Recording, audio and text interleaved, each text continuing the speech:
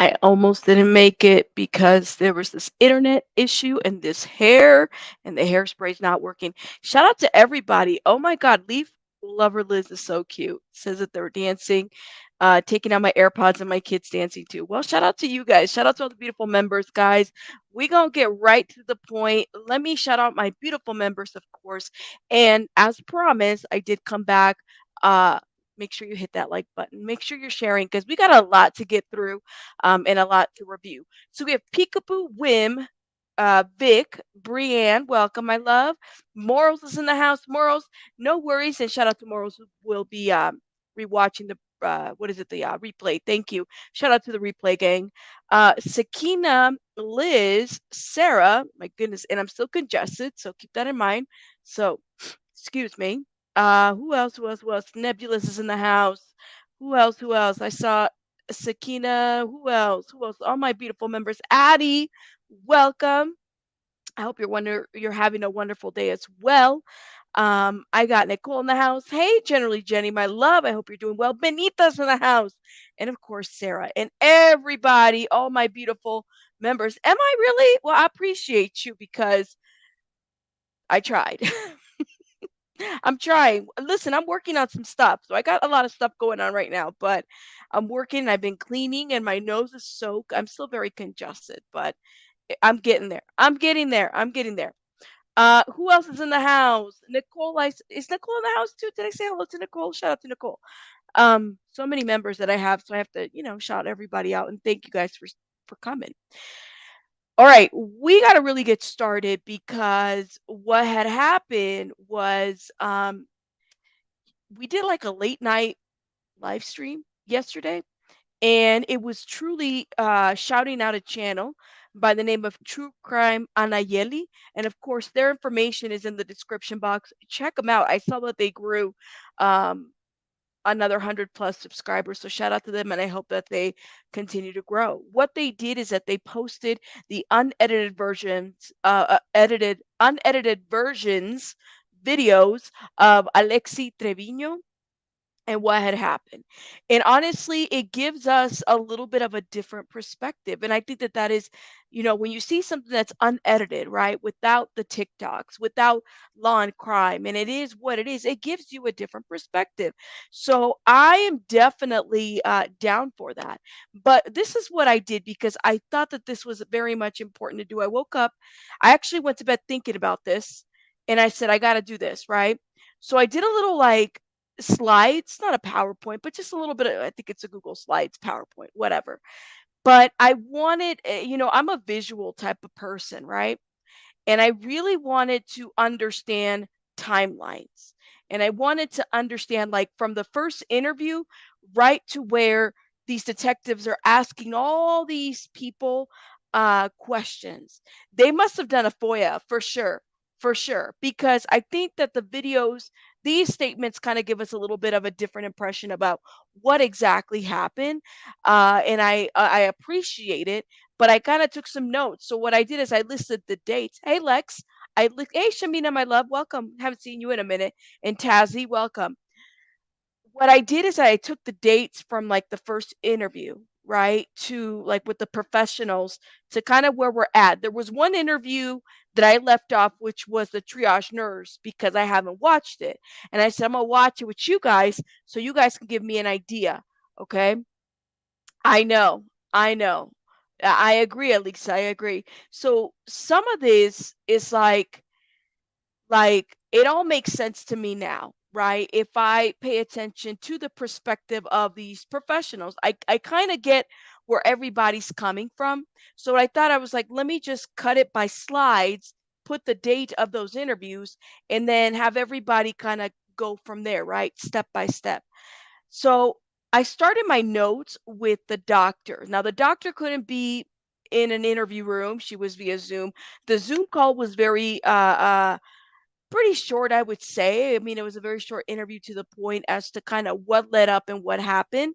The doctor explained to us a little bit of the processes, right? That, she was made to take a pregnancy test, and that she was complaining about back pain and she was denying being pregnant. Okay, we're talking about Alexee Trevino. So on January 27th, she comes to the hospital complaining about back pain with her mom. Prior to that, it sounds like, Alexee is a very active girl. She's a cheerleader. We're also finding out through these police interactions is that Alexee has probably had some kind of other medical, I want to say, view, because they talked about a chiropractor. How at one point, when after the incident, after all of this had happened, the detective goes and speaks to the family, and mom says, I was uh, I was in a domestic violence relationship. My husband did this to me while I was pregnant, and ever since then, um, Alexee was born with, a certain way with her hips, and so she gets a lot of pain in her hips. She also had said, Mom had said, I'm buying her feminine products every month, so she felt like she was not pregnant, right? And to on top of that, um, before the hospital visit, before all of this went down, Alexee had gone into labor, right? And so she had basically said, mom, she was complaining to her mom, and mom had said, we're going to schedule you a chiropractor appointment. The fact that she had been seeing a chiropractor was totally not out of like the norm, right? That she had been seeing somebody. So what made one of the questions that I had from the very beginning when I saw that, I said, well, I wonder how many other medical professionals might have had maybe she went to go see, say, the school nurse, if she went to school and she was complaining about pain, or maybe like a chiropractor or other medical professionals that could have maybe noticed your daughter is visibly and noticeably pregnant, or your daughter is having, this kind of pain because her body's getting ready for labor. Do you think that and that's a great question that I want to ask everybody. Based on what we learned last night, I don't think she knew, especially not if Alexee was denying even having sex. It's weird because Tara, like if you think about it, even in the interviews with the staff, it almost made it sound like mom was, when she said, this is based on one of the staff says, so this is like third party information, right? But one of the people that was interviewed said that mom's reaction to the news was, I knew it. I knew it. And then the registered nurse said, okay, we'll get to that note in a minute, said that Alexee was even denying being pregnant after she had already taken the test. And, after the test was already positive, she still denied being pregnant, which then made me think this. The doctor said that they had done a urine test, right? A urine test is not going to tell you if it's positive, they need to follow up with others, right? A urine test can't tell you your, what is it, the hormone HCG? Is that what it is? Any of my beautiful medical professionals in the it's HCG hormone, the one that is like the blood levels, right? There's a when you're pregnant, and the doctor had talked about in this interview specifically, she said, she's denying she's pregnant, but the test is positive, right? So one of the concerns that she had as a doctor was a tubal pregnancy or an ectopic pregnancy, right? So I've experienced that before, so I knew exactly what they meant. Because what happens is when you have an ectopic pregnancy or a tubal or whatever pregnancy, and it's growing in the fallopian tubes, the levels of the HCG levels are high, and you have pain like you're going into labor. That has happened to me personally. I know what that feeling is like, right? So I understood that piece. I understood why she's like, we need to get a blood test to confirm whether she's pregnant or not. Because it could very well be that her hormones are so out of whack because it's in the tubes. So that was the doctor's response. So when she said that, I completely understood, followed by the registered nurse who said miscarriage, because the doctor believed that it was a miscarriage as well. Typically, an ectopic pregnancy, a tubal pregnancy, those are considered, I mean, you can't have, they're not viable pregnancies because you can't have a pregnancy that grows in the tubes, right? It is very dangerous, and typically you have to terminate the pregnancy one way or another because it's growing in the tubes. It has to grow in the normal area that it needs to grow. It presents to be a very high risk pregnancy for a lot of women. So that is like a something that you have to address. But because the pregnancy is growing in those tubes, so in those areas, your hormones are out of whack. That sometimes you could be 3 or 4 months pregnant and you're feeling like you're 8 months pregnant or you're 9 months pregnant, ready to go to labor. That is, I completely understood in the interview with the doctor, her saying that. So I just wanted to point that out. I understood why she said, well, she's denying being pregnant, but then she tells her, I think you're having a miscarriage because of the symptoms that she was experiencing. Completely understood that. But it took me uh, seeing all the interviews to really understand um, where she was coming from, why she was saying that. Let me see. Yeah, they were probably worried too because she had no prenatal care. That's a huge red flag, right? Typically, if you have an ectopic pregnancy or an what's the other one? There's ectopic and then there's one that I guess that would be ectopic, right? The one that grows. I can't remember. There's two kinds that you have that are very concerning for women that are pregnant. Those are things that you very much can pick up very early on during prenatal care, right? So if there's no heartbeat to the baby or if the baby's not developing, those are the kinds of things that you would pick up fairly early on. You having sex, then have the chance to get pregnant. I think she thought she wouldn't get pregnant because she was on birth control and didn't want to accept that. Absolutely. Molar, thank you. Thank you for saying that, Jinx. Yes, so there's a topic and then there's molar. Thank you, my love. Because I was like, I know that, I've experienced the atopic. I've never experienced that one before, but I completely understand what that is. And then there's placenta prevera. Thank you for saying that. So one of the things that we learned was that Lexi was also taking birth control pills, right? Or birth control. It's not pills. We don't know what kind of birth control she was in. I assumed it was pills because there was a conversation that was had with the nurse, with the registered nurse, after everything had happened about switching whether birth control would affect weight loss pills and switching those, right? So I assume when she said birth control, I assume immediately pregnancy, like birth control pills. That's what I assume. I could be wrong in that assumption, but that's what I picked up based on the fact that she wanted to switch medication. And so I don't know why she thought that uh, was something, but to me it was very interesting, right? Because you would think that if she is taking birth control, whether it's not everybody takes birth control to have sex. I want to be very clear about that, right? It's not always about whether someone is taking birth control because they're having sex. Sometimes women take birth controls if their menstruation is too heavy, there's something going on heavier, you know what I'm saying? Or sometimes they're like, it just depends. Everybody's a little bit different. But I wouldn't necessarily make the assumption that because somebody's taking birth control, it's typically because of that. Now, a lot of us in the chat I was watching were saying, well, she's on birth control. Did mom really think she wasn't having sex? Well, maybe that's the assumption. She's taking birth control pills to control her menstruation or something. People tend to do that. So I had a thought about that. I was like, well, maybe that is part of why people do that. Yeah, Benita, people take birth control for various reasons. We will say that much, right? Birth control, what it does, it does control bleeding, right? Especially for women that get a lot of like fibroids and stuff like that. That's another fact. But my thought was this: look,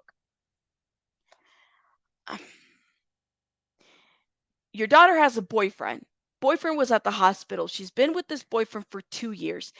Like I had like in my mind, I'm like, did you really think that she wasn't having sex? Like, I mean, if she uses the birth control properly, but sometimes it does happen. People do get pregnant. I don't know. Exactly. Ashley, a lot of people do. I had to take birth control because of anxiety meds. I was on and would make my periods every 2 weeks. No, Stacy, you're right. So I just there's just this idea that people only take birth control because they want to have sex. No, that's not the only reason why birth control. There's various things why people use reasons why birth control is used, because it has various other things that it can control, bleeding. Sometimes some people take it for acne control. I don't know. I'm just thinking of various things that I've heard of women taking um, the pill. So so we had the interview. Let's start with the doctor, right? And we learned through here that the doctor was the one that said miscarriage. She told Alexee that, they did the urine test because protocol says in the hospital when there is somebody with back pain, typically we make them take a urine test. All right. Okay. So that's what she did. She made Lexi take a urine test. She had back pain. All right. The urine test came back positive. Okay, came back positive. And so Lexi's still denying the pregnancy. Well, now the doctor's like, okay, well, I think you're miscarrying. Like maybe there's a miscarriage happening. And she's still denying that she's pregnant, even though the test says that it's positive. All right. Giving you guys an idea. What I gathered from the interview with the doctor is that this was not only a very horrific situation for these medical staff, right? But that they didn't necessarily see how Lexi denying the pregnancy wasn't a risk to herself or this baby. you know Maybe through her clothing you couldn't really see that she was that far along. Maybe that was an issue. Was she letting them do like a medical pelvic touching or anything? Like any It doesn't even sound like that he had even gotten that close before she decided to go to the bathroom, right? And then all of this went down. So that was on April 20th when the doctor had the interview, and we actually see on Law and Crime the video with the doctor, okay? And she's actually there giving them the news. Then yesterday we also watched the CNA interview, okay? And the CNA interview actually, this is what the crazy part for me is, right? So the doctor interview was on 420, April 20th. The CNA interview was on April 25th, okay? And the whole situation with Lexi going to the hospital and having this situation happen, this event, right? And then the death of this baby, this happened back in January the 27th. So they went from the 27th all the way to April to interview these people. They interviewed so they waited. How many months is that? Somebody in the chat, let me know. They went from this happened on the 27th of January. Then we're having the first interview of this April 20th.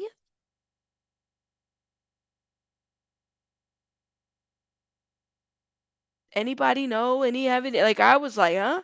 Yeah, yeah, yeah. They waited 4 months for this. 3 months? 4 months?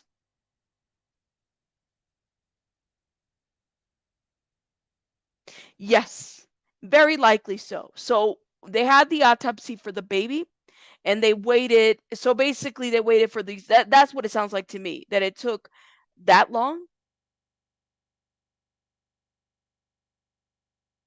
The baby suffocated. And there's what is it? You guys say it in the chat. I can't even say the word asphyxiation. Did I say that correctly? 3 months. Yes. Yeah. So 3.5 says Vic. Look at Vic trying to be all correct. Yes.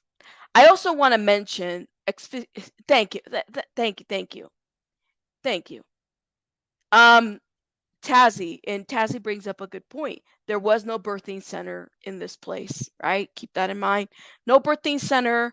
They had, I think it was more like a community hospital, but it wasn't necessarily made for, like, birthing, or anything. So when this happened, baby is dead in that trash can. they're looking for this placenta, right? They're looking for all this stuff and they're thinking that she probably still has the placenta in there. So they immediately needed to do something to get her out there because you can't have the placenta there, at the risk, and needed to make sure that there was no other tissue in there. So at the risk of bleeding out and infections and everything that happens, that has to be very quickly, yo. A DNC has to happen fairly quickly when things like that happen, for sure. I'm assuming there was behind the scenes investigation being done since months. It probably very much so. But okay. Well, and that's the thing. It's like a lot of us wonder what happened to this placenta. Okay, so let me go to this right here. So then I said, well, all right, what do we learn about the CNA? So the doctor had the interview on 420. The CNA was next to be interviewed on 425. Okay, and what we learned from the CNA interview, which was probably the most detailed. Shout out to November Rain in the chat who said yesterday you gotta go to this interview because it was very detail oriented as to what happened and whatnot. The details of it was just really graphic. So I wanted to also make a correction because I misunderstood what the CNA had said in that interview about Lexi's mom being in there with Lexi. That did not happen. That was in reference to another patient uh, that was separate from Lexi. So I wanted to make sure that I corrected that here. So that's been corrected, just a heads up, and I apologize for that. And shout out to everybody that put it in the comments and that also let me know about that. But okay, so the CNA basically said that she was called in to set up for a pap smear, right? And they're hearing Lexi in the bathroom, and there's this flushing concerns, like she's excessively flushing. And Lexi said that she was having a hard time going to the bathroom when they were knocking and checking on her, like what's going on. She's having a hard time going to the bathroom.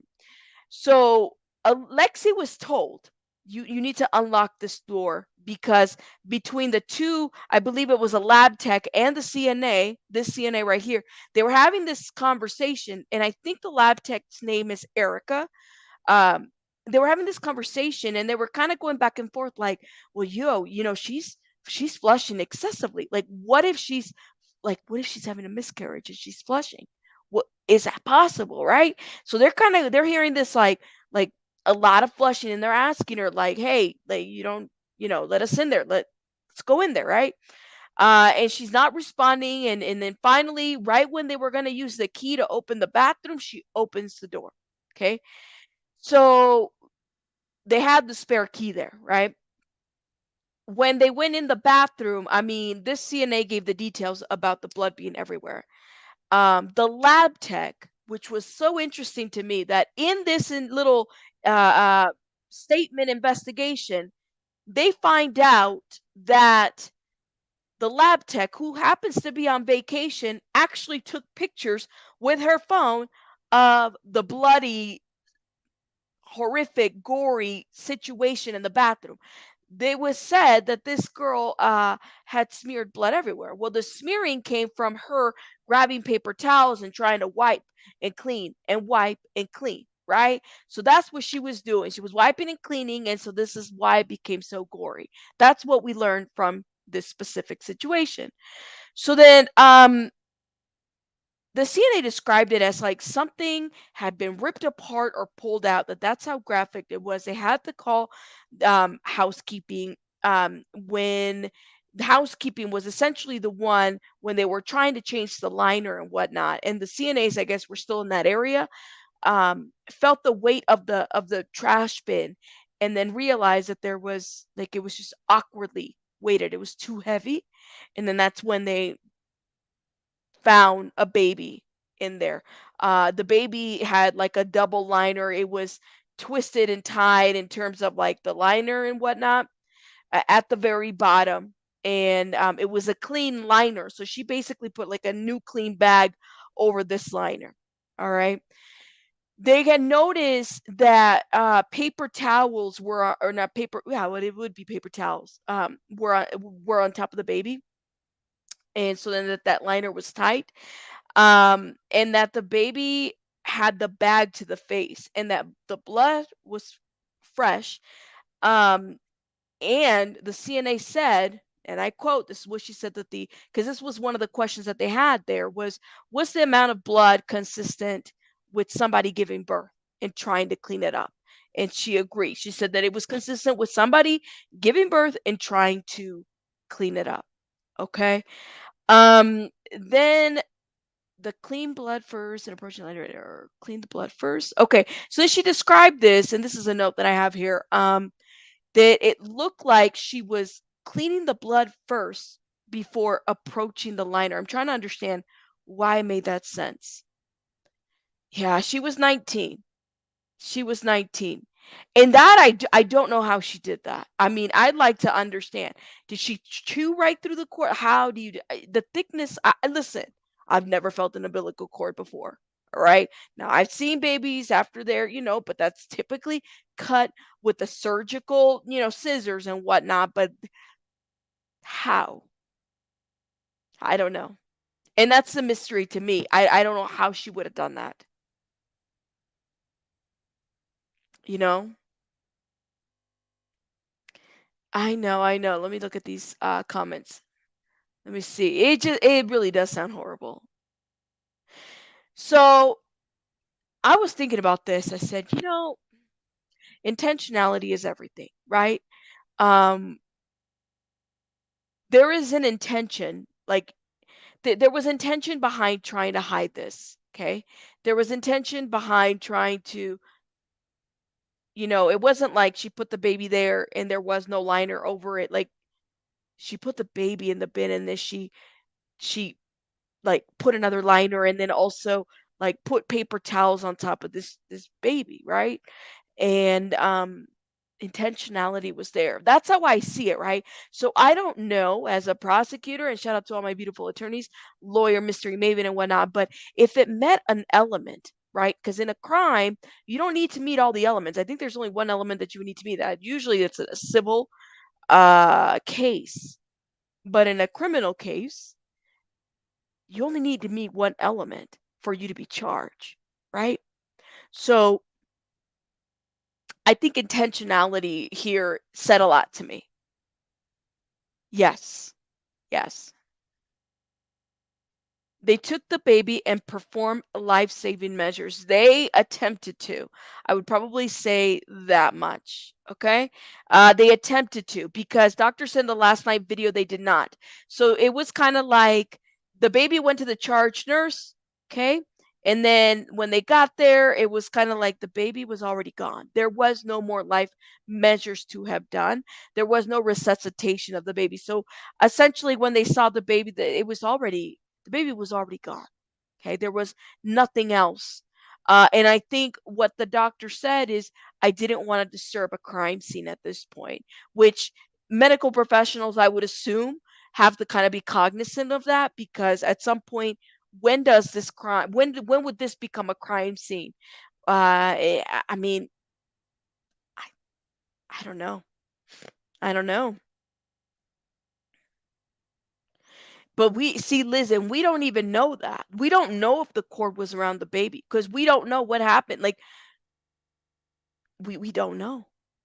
The baby was breathing. The baby was born alive. We know that much. But Liz, this is a good point. Intentionality is everything in a criminal case, you know? So let me go back to my little slides over here, okay? And so then the CNA, so we had the doctor on 420, CNA on 425, then the housekeeping lady was on the 25th. And again, this one was also very sad, just a very horrific, traumatic situation for this, woman who saw a lot and also has her own personal trauma. She had to clean up the bathroom. She felt the weight of the liner. She saw the baby in the trash, didn't touch the baby. She described the baby as having hair. So this was a baby. I mean, this was a what appeared to be a full term baby. Okay. Um, Definitely. Yes. The baby took oxygen for sure. The baby was breathing on its own. That's what I'll say on that. It stopped breathing because it looks like the bag might have suffocated the child. Okay.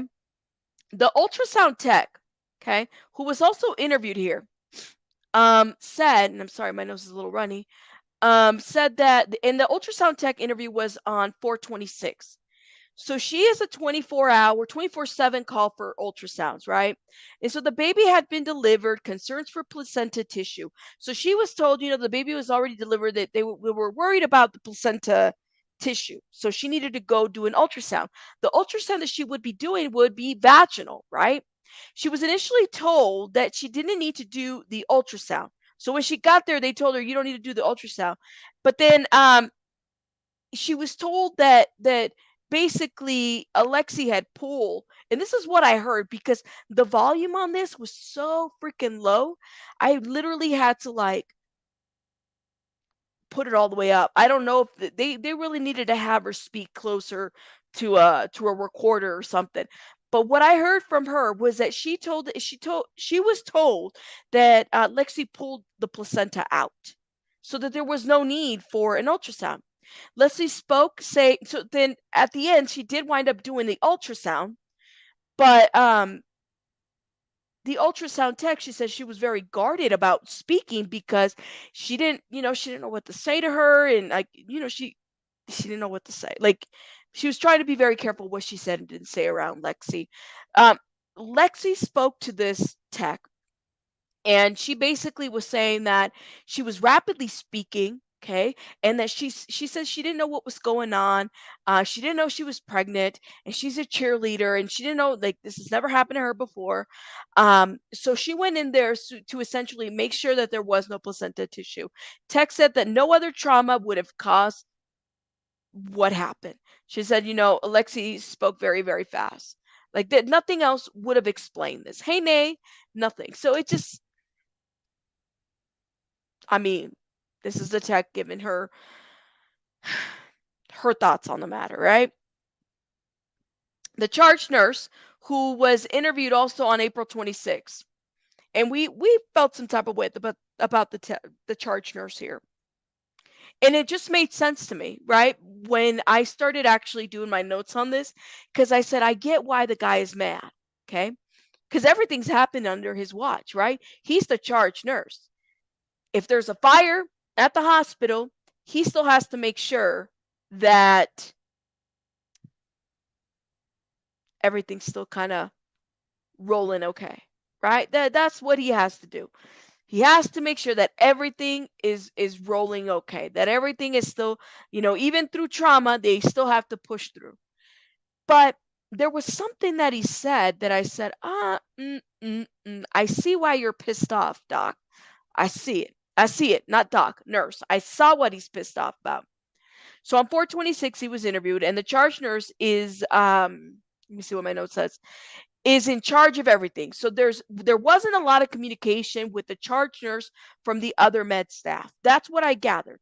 So the nurse knew about Lexi being in the hospital and everything that was going on, and then he had to kind of like, he went about his business and then was called in when it was too late. So he didn't, like, he heard about Lexi's denying the pregnancy. She didn't seem to be quite the concern at the time. Everything seemed fine. There wasn't any, like, there was weird tension between mom and Lexi because clearly this was a traumatic situation. Mom was like, Lexi, you're pregnant. Lexi's like, no, I'm not. And it's going back and forth. And I told you so. And I told you so. But charge nurse is like, all right, you guys got this handle. I'm going to run over here and do what charge nurses do. He really didn't hear about what happened until basically he had to take that baby out to the other. He was blaming shifting in that yes, he was blame shifting in that interview. So the way I saw it, I was like, well, then he said, I'm a charge nurse. I'm in charge of everything, right? The ship is sinking. He's got to pull up the life-saving boats, right? Right.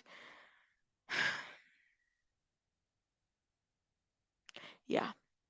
He was spreading very thin. To add to the fact that he's oh, thank you so much, Brienne. He is very much a traveling nurse. And it does. He seems like a very burned out guy. Like, he was just like, he's over this.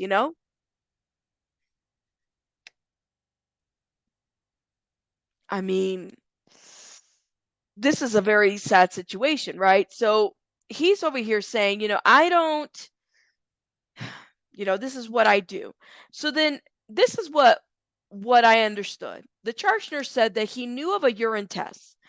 Um, he explained the protocol to the detectives and said, there's a urine test first when any female is coming in there, complaining about back pain based on protocol. Okay, if you're complaining about back pain, based on protocol, there's an immediate urine test.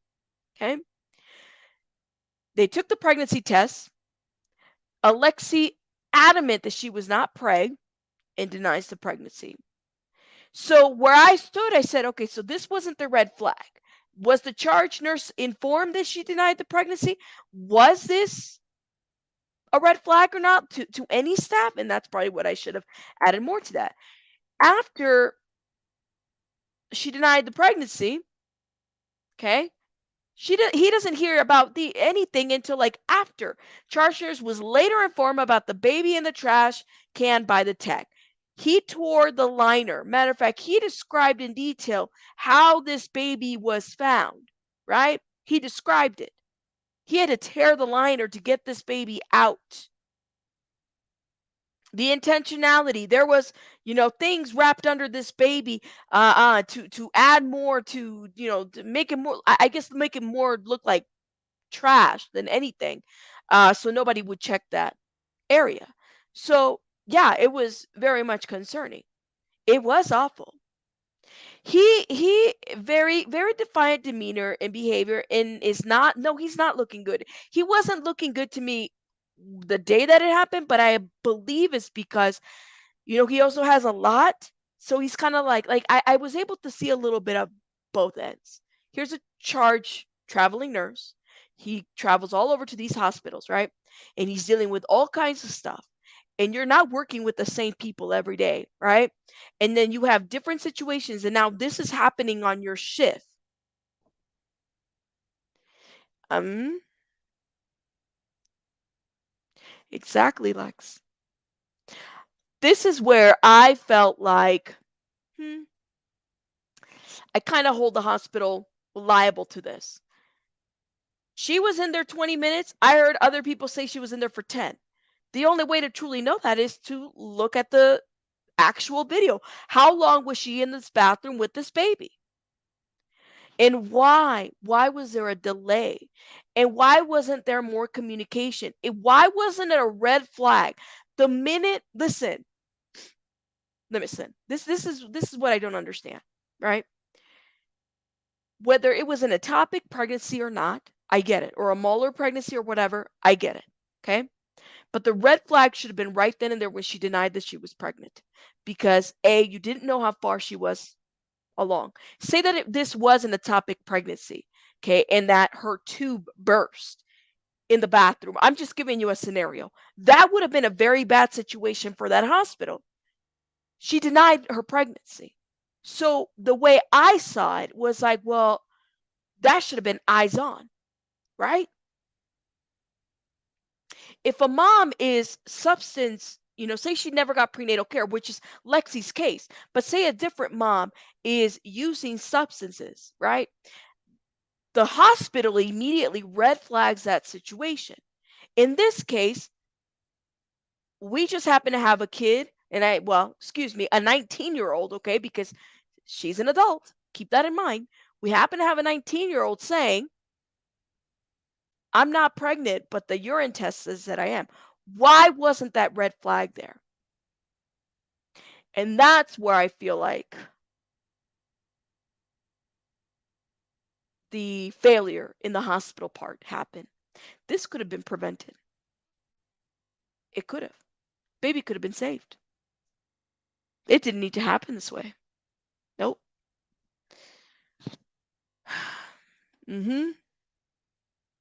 They failed that baby. So this is why I'm like, I feel something, and I think he knows that. I'm gonna be honest with you. I think his demeanor is very dry because of that. Was it traumatic about what he went through? Absolutely.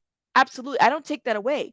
But I think he knows that he failed that staff, that shift, that night, that whole hospital failed. Now, somebody had said, what if they were understaffed? Potentially. Potentially. We don't know what other crises were happening. Mm. Yes, there were. Yes. It can be a red flag when you have the responding to become a red tape situation to force you in your way. Gotcha. Yep.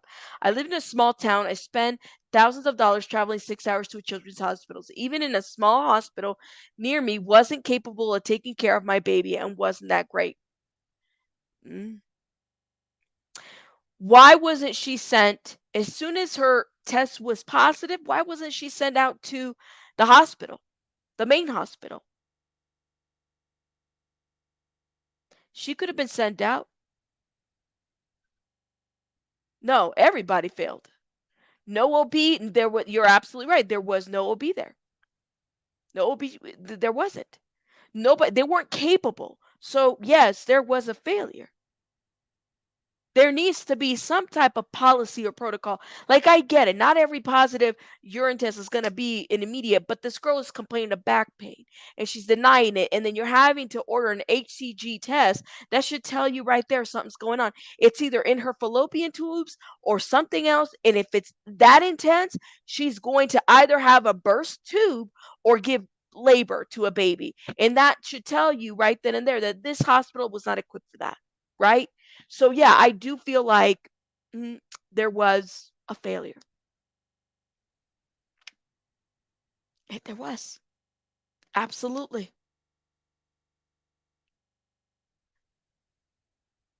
I would, Tara, and let me be very clear. I don't take any responsibility to what Lexi did. I think she's very responsible for this, especially when it's being described by how she did the double end tie knot, all this stuff, all this, all of it. Negligence from the hospital, absolutely. But she still harmed that child, right? Definitely. I hold both. I do. I really do. I think that they're both responsible. But what I'm saying is that this baby could have been saved. It didn't have to go down this way.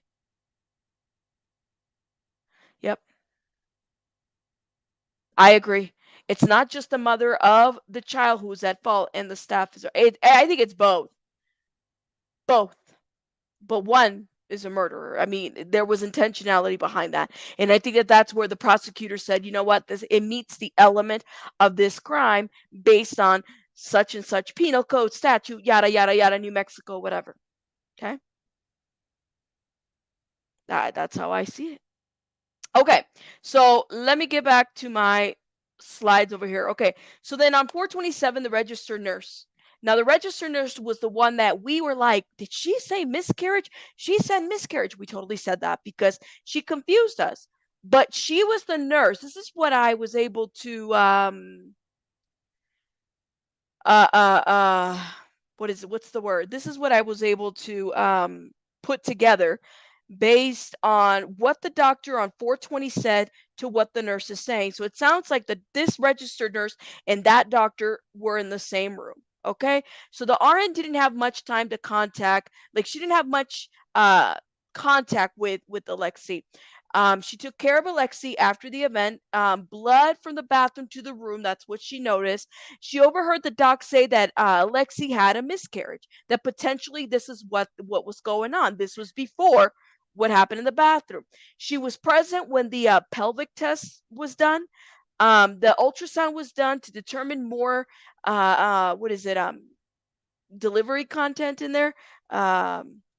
Witness she witnessed mom and Lexi going back and forth. So Lexi denied having sex. Let me tell you, this is how I don't know if she was detached or what exactly. Now, not I'm not going to play psychologist or licensed social worker on this one because I do think that it does require some type of a an examination. This right because I would imagine, okay, if a 19-year-old girl has never given birth, gives birth and sees the mess and then sees all of which she has created in terms of putting this baby in this basket, giving birth. She's pulling, for what we know, we don't know what happened to the she could have, you know, tore up her plasma and all that other stuff. We really don't know.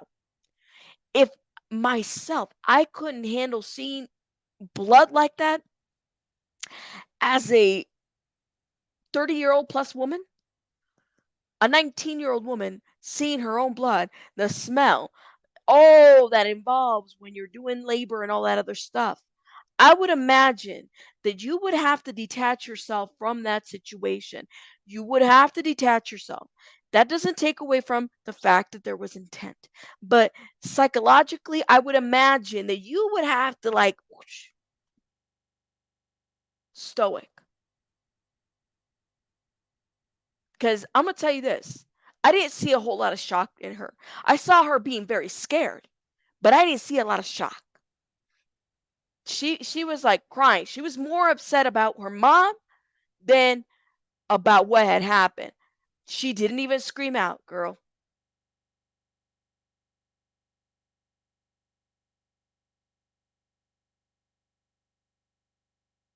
I was wondering that too. I was wondering that too. I'm not gonna lie to you. When they did the arrest video, I was trying to see if I found any like religious fixtures in the home because that can kind of give you an idea. She was more worried about getting in trouble. She was. She was. But I will say this is that that's what I noticed. I said that it's 19 years old and there's the way they're describing the scene.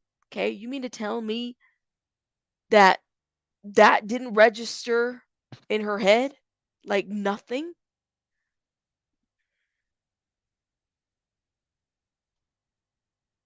Mhm. Mhm. You think there was a cross? Okay, says Tara. Yes. Yeah, I agree. I agree. Um okay. So, let me go back to this before I lose myself cuz I got some we're almost out of time here. But where did I leave off at? So ultrasound was done to determine no more contact. Okay. So then the registrar's witnessed this back and forth with mom. Lexi's denying having sex. Lexi stated that she was a virgin still. This is what the nurse said, that she was still a virgin. Lexi asked about outcomes of meds, if she stopped taking birth control over weight loss meds. This is what she was asking the nurse. Nurse was like, I don't know how to answer that. I mean, what am I supposed to say? Pelvic exam after birth questions.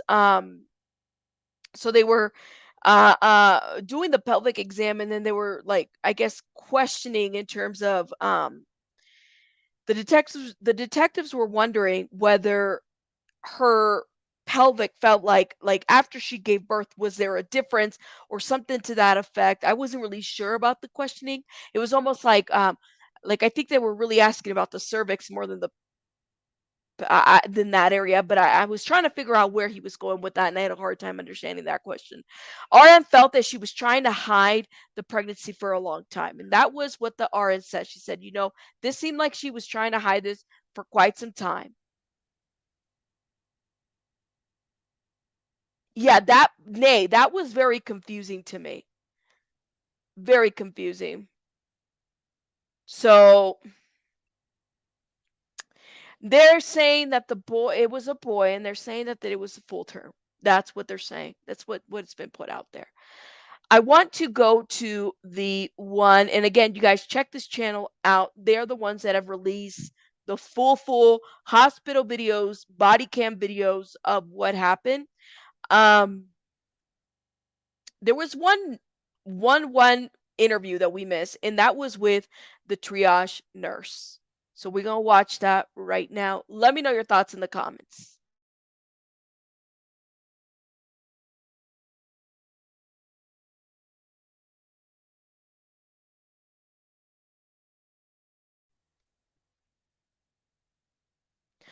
Yeah, right. Have you, Clarice? I mean, it's something else. Hi. You Chris Sanchez? Chris Sanchez, yeah. Nice to meet you. Barnabas Gonzalez. Jim Minter. Nice to meet you. Have a seat. Yeah. I don't know if you've been briefed on anything. You're not in trouble. An incident happened in January of on the 27th of this year. Do you remember it at all? Yeah, I'm assuming the Keep in mind, it's April 25th. They're going back to January. 19-year-old that was pregnant. Right. Yeah. Can you tell us what happened, what you did with it, what from the beginning, from like when you first saw her to when you last? Sure. So I triaged the patient. Okay. You know, brought her into our triage room, asked her some of the intake questions, and then moved her to a treatment room. I probably started an IV, gave some medications. Okay. Anything else? What was her chief complaint? Chief complaint, I do remember. I think it was abdominal pain or flank pain, something like one of those two. Do you remember what treatment room you moved her to? Possibly two. I think it might have been room two. Okay. Yeah. Anything helps you remember that? No, just looking at, kind of thinking of the layout of the ER. Gotcha. So you triaged her from, did you bring her in from the waiting room? Yeah. Okay, so you brought her in from the waiting room, took her in the treatment room, and then you triaged her, you just got her chief complaint, did vitals. Chief complaint, vitals. I believe the doc came in and kind of did a quick assessment in the triage room before we moved her back to a treatment room. Yeah, then from there we gave her some pain medication. She started feeling a little better, and then she said she needed to go have a bowel movement, and that's kind of when the whole thing happened. So what did you do after that? So when she went to do the bowel movement, where were you at? Initially, I was at the nurse's station, and then at some point I went and kind of checked on her, knocked on the door, seeing if she needed anything. She denied. She said she didn't need anything. Did you hear anything? I didn't hear anything. Flush, toilet flush? Yes. After a while, I started hearing. So I probably checked on her 2 to 3 times. I'm not exactly sure. And then I just kept hearing paper towel dispenser and flushing and like the water running. And I knocked again. Did she need anything?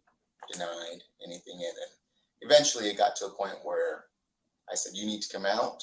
And I asked the clerk to get the key to unlock the door, because obviously she locked the door to go to the restroom. And whenever we finally had the key to unlock it, she opened it and just kind of walked out. And did she say anything at that point? She didn't say anything. She was just looking kind of straight past me and went back to the room. Did you look into the restroom? I did. Okay. Yeah, What did you see? Went into the restroom and I saw a large amount of blood. Where? And it was on the floor. It appeared to like she had tried to wipe it up in places. It was kind of on the back wall behind the commode, the toilet. And so I said, "You okay? What happened?" And she said, "I'm on my period," what she said. And she walked out. And then I went in, because at this point we had already received the positive pregnancy lab test. When was that? I couldn't tell you the exact time, but I know prior to that, we got a positive pregnancy test on her. Okay, prior to the bowel movement, did you tell her that? We said that. She had the positive test before she went to the bathroom. Y'all got a positive? No, the doc hadn't been in there to tell her yet. Okay, so, okay. Yeah, so went in there, and I did look into the trash can at that time to see if there had been anything tossed, but the liner was fresh and completely empty. I didn't pick up the can. Obviously, I would have known. I just looked in the can, and there was nothing in there. It was a fresh liner. So there's no trash in the liner? There was nothing in there, yeah. Do you know if they keep fresh liners? Because I know some places they put there's usually new like liners a roll in the bottom of the trash can, and then they put the liner in. Exactly. Take the trash out. Right. That way, when they change it, they can just put a fresh one in. So yeah, there's usually a roll or a bunch of extra liners at the bottom of the trash. So you said there was blood on the floor, and it looked like some parts of it looked like it had been. Right. It looked like it had been wiped up. Well, and you said on the wall. Was there any on the toilet? I think there might have been some at the bottom of the toilet. I don't remember if there was some like on the actual seat. Okay. No, All right, and then so the doc hadn't told her that she had popped. not yet. So like, because speaking with Vasquez, she said that, and don't quote me on this, but like y'all did a urine and then a blood. But, right. So typically they'll do a urine, and that just tells you negative, positive, and then they do the blood. It kind of gives them a range of how far along. So how far along did the urine come back after as well, or so did all of it come back after she came back? It probably all came back before. Okay. Before. But the doctor would be the one to tell her. Yeah, the doctor would be the one to go into the room and tell her. And after she came out of the restroom, that's when she went in to do a vaginal exam. Obviously, we didn't know what this blood was from. We were a little concerned that maybe she had known that we were gonna figure it out and that she might have harmed herself or something in the restroom. So the doc wanted to go check her, but obviously that wasn't the case. And how long have you been working here? Here, about 5 years. Okay. Yeah. So during your time, if someone were to pull the emergency cord have you been here when somebody's pulled that? Yeah. For So the restroom somebody specifically. Right. So if somebody pulled that cord, y'all would have known. Oh yeah. The restrooms typically at every facility will give a different chime than a room, like a room call bell. Right. It's like more of an urgent chime, I guess you would say. Yeah, just so that way everyone knows it's not just your normal. Right. And to your knowledge, that alarm never went off. That alarm never went off. Okay. So what occurred? So after that, her and the patient went back to the room. The physician and a female nurse went in to do the vaginal exam just to make sure everything was good there. I believe, I wasn't in the room, but I believe that's when the doctor said, hey, your test came back positive for pregnancy. She adamantly denied it up to that point, even with me the entire time. She said she was a virgin. She's had her period every month consistently. So the doc was doing that. Then you said that, and she told you that when you were She told me that in triage, Okay. yeah, that she was a virgin and that she had her last pregnancy was just prior on that month and had. You mean period? Yeah, you sorry, said pregnancy. I'm sorry. Yeah, her period. She had them consistently every month. So then I started doing my charting, and then we called in the housekeeper to clean the restroom. We call it like a terminal clean, just when it needs to be mopped and everything. And then she felt the weight in the wastebasket, and then that's when we found the baby and then moved it into the trauma 2. Did you find the baby? Did you see the baby? I saw the baby in the trash can, or in the trash can. HT, he was there. He's another nurse, and Leela, she's the housekeeper. They initially found it, and I went over there and saw what they had. And what exactly did you see when you looked in the trash can? I think at that point they had already ripped the bag, but it was just laying, at the base of the trash can under the liner that they had pulled up. And there was like some paper towels in that bag with the baby. And then we moved it over and took it out, put it on the bed, on the stretcher. So HT and Leela found it. What made you go to them? Did they tell you something? Or did you just go? I believe Leela basically called out for HT, I think, and then he went over there, and then I went over there as well. Okay, you went to go see what happened? Right, to see what, because typically if someone's calling out in the ER, it's not bad. Good. Yeah, it's usually not good. But. Well, you said you've been working here 5 years, so. Yeah, I worked here about 5 years. So you already prepped for something bad? Well, not necessarily like this. This is definitely unusual for us, but yeah, for bad stuff. If you hear someone kind of calling out, you always go check to see if they need help, basically. And could you tell if the baby was alive or they did passed? not look alive. It did look alive. They looked. But also, I think the time that passed since she left the bathroom and it being in the bag, it was just. How long do you think that was?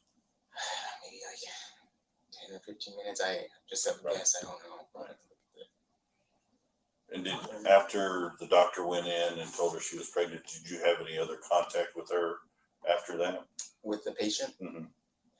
I might have went in to have her sign some paperwork, but that was probably That was it. we had to transfer her Okay. to get OB care and post. Okay. Did you have any contact with the baby after that? All we did, we brought the baby up. We called the doctor, obviously, out of the room from her exam, and we came in, kind of doc assessed the baby, and basically determined it was not viable to completely work the baby and all of that. So that was about the extent of it. Okay. So and then your last contact was doing paperwork to transfer her out? Yeah. Okay. Do you know of anybody else that would have had contact with her that we should talk to? Marina Perez, she was the house supervisor. That's probably about it. What does she do? She came in and I don't exactly remember. She had a form of paperwork that she was helping fill out with. Oh, so the she's patient. filling out paperwork. Yeah, with the patient. Did you see anything in the hallway? Any type of blood droplets or blood from the bathroom to the trauma room? Did you see anything? I believe there was maybe from footprints or something. There might have been blood coming from the restroom to back to her room. Okay. All right. Is there anything you think we should know about that we haven't asked?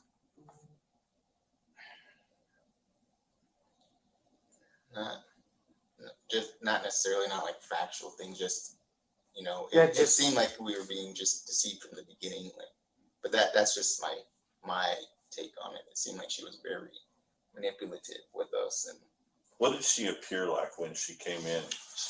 I mean, could you because I know most women you can tell unless they're a large woman, right? She's a petite girl. Could you tell that maybe she was pregnant, or? I could not. She was very what would be the word? Not necessarily standoffish, but anytime you asked her to lay down, she would kind of maneuver away from you almost. It seemed like, thinking back, she wouldn't want you to kind of. It was at least what it seemed like to me. She didn't want you to discover, that she was pregnant, and she wore really baggy clothing.